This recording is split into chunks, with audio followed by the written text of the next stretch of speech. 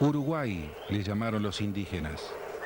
Río de los pájaros tradujo el alma plena de poesía de los que, tras ellos, habitaron las costas selváticas. Y en medio del paisaje agreste, a lo largo de su extenso curso, fueron surgiendo diversos núcleos de vida humana. Susurros de agua y cantos de aves acunaron el sueño de los primeros pobladores.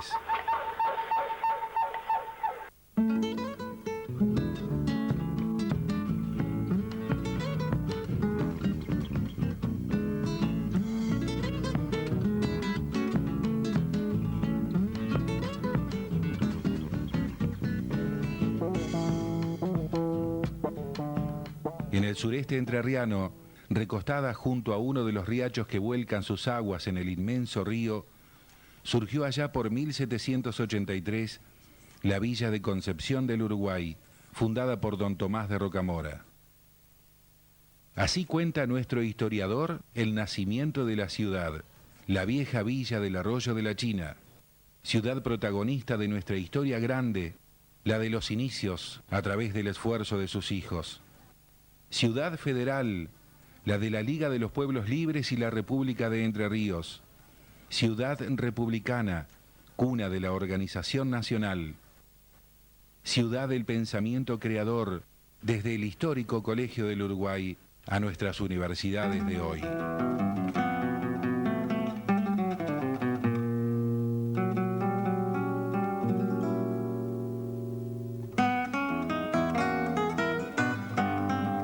3 años habían pasado de la fundación de la villa de Concepción del Uruguay cuando José Francisco Ramírez nació. Ese 13 de marzo de 1786 abrió sus ojos en el hogar de Juan Gregorio Ramírez y doña Tadea Jordán, frente a la plaza principal delineada por Rocamora y que hoy lleva su nombre. De niño asistió a la escuelita de primeras letras de la villa y luego continuó su educación en el hogar materno. En 1810, al momento de desatarse el movimiento revolucionario de Mayo, Francisco Ramírez era oficial de cívicos. Duros momentos se vivieron en las villas entrerrianas, que fueron ocupadas por las fuerzas españolas. Ramírez, con su conocimiento del terreno, sirvió de nexo entre las fuerzas de Rondó y las del nuevo comandante general de Entre Ríos, José Miguel Díaz Vélez. Así fue que se lo conoció como el chasquero de la Revolución.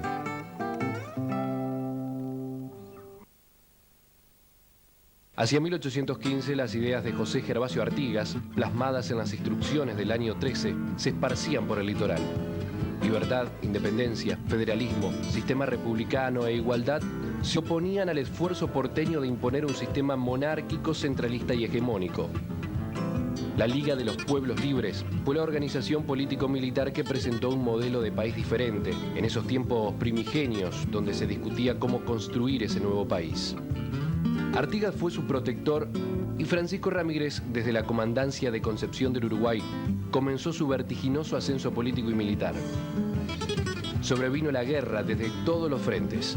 El planteo hegemónico bonaerense no podía permitir que el ideario de la Liga de los Pueblos Libres se extendiera a todo el país. El Congreso del Arroyo de la China, reunido en junio de 1815, ya había declarado la independencia antes que el Congreso de Tucumán, que sesionó sin las provincias litoraleñas. Puntas del Arroyo Ceballos, Santa Bárbara, Saucecito, fueron enfrentamientos que vieron elevar el prestigio de Ramírez a la estatura de caudillo. Sus soldados, los dragones de la muerte, la famosa caballería entrerriana, cruzaban infatigablemente la provincia, llevando en alto la divisa «Mueran los tiranos». El Congreso de Tucumán, ahora sesionando en Buenos Aires, sanciona la Constitución en 1819, con características centralistas y tendencias aristocrático-monárquicas. Eran tiempos de decisiones osadas. Artigas ordena a Francisco Ramírez que avance sobre Buenos Aires, acompañado por Estanislao López, el gobernador santafesino, mientras trata de resistir a las fuerzas del imperio. La suerte estaba echada. Pocos días después, la banda oriental pasaba a ser parte del imperio portugués. El 1 de febrero de 1820, en los campos de Cepeda, las fuerzas conjuntas de Pancho Ramírez y Estanislao López derrotan al ejército directorial, dando fin a los intentos monárquicos y centralistas. El 23 de febrero de 1820 se firma el Tratado de Pilar, pacto que reconocía las ideas federales y republicanas como base para la organización nacional que se discutiría en el Congreso Constituyente. Sobrevinieron después los días de las desavenencias entre los caudillos del litoral. El antiguo jefe, el derrotado en Tacuarembó, esperaba ansioso la ayuda de los triunfadores en Cepeda. Pero el tratado echó por tierra sus esperanzas. No solo se lo defenestraba como protector de los pueblos libres, sino que se omitía lo que para Artigas era una prioridad: la declaración de guerra a los portugueses invasores de la banda oriental. Sobrevino entonces una lucha sin cuartel. Ramírez, el antiguo teniente empinado por la buena fortuna de las armas y que después de Cepeda se había arrogado el título de gobernador de Entre Ríos, decidió terminar con la hegemonía artiguista en el litoral. La diplomacia porteña supo debilitar los lazos entre los caudillos del interior. Así Ramírez persiguió las débiles fuerzas artiguistas sin dar respiro. Finalmente, el gran caudillo oriental entró en su exilio paraguayo. Dueño del escenario político, Francisco Ramírez encaró de inmediato la construcción de una entidad que consolidara su poder. Con las provincias mesopotámicas, funda la República de Entre Ríos. El 29 de septiembre de 1820, en la ciudad de Corrientes, Ramírez dictó los bandos organizadores de la República. 3 reglamentos la regirían: del orden político, del orden militar y del orden económico. La bandera adoptada fue la artiguista de los pueblos libres. 2 sellos fueron los oficiales. Uno con la pluma de ñandú y el otro una balanza atravesada por una pica, símbolos de libertad y justicia. Francisco Ramírez es electo jefe político y militar. Francisco Ramírez es el supremo entrerriano. Hacia fines de 1820 se profundizan los problemas en el litoral. La derrota militar de Buenos Aires va camino a transformarse en triunfo a través de la diplomacia, postergando la organización nacional. Y otra vez la lucha entre viejos aliados. Ramírez en campaña sobre Santa Fe. La traición del porteño Mansilla, que abandona a su suerte al entrerriano para quedarse con la gobernación, destruyendo la República de Entre Ríos. Aislado con un puñado de hombres, el supremo entrerriano cruza Santa Fe y se interna en tierras cordobesas. En la mañana del 10 de julio de 1821, lo alcanzaron al norte de San Francisco, en las cercanías de Río Seco. El Supremo lanzó una carga desesperada y sostuvo después un combate en retirada que se prolongó hasta la puesta del sol. Cuenta la tradición el final glorioso. En su retirada, el caballo de su compañera, la Delfina, rodó. Ramírez, el caudillo en derrota, volvió su caballo hasta ella rescatándola, pero aquel rescate de amor costó la vida del Supremo.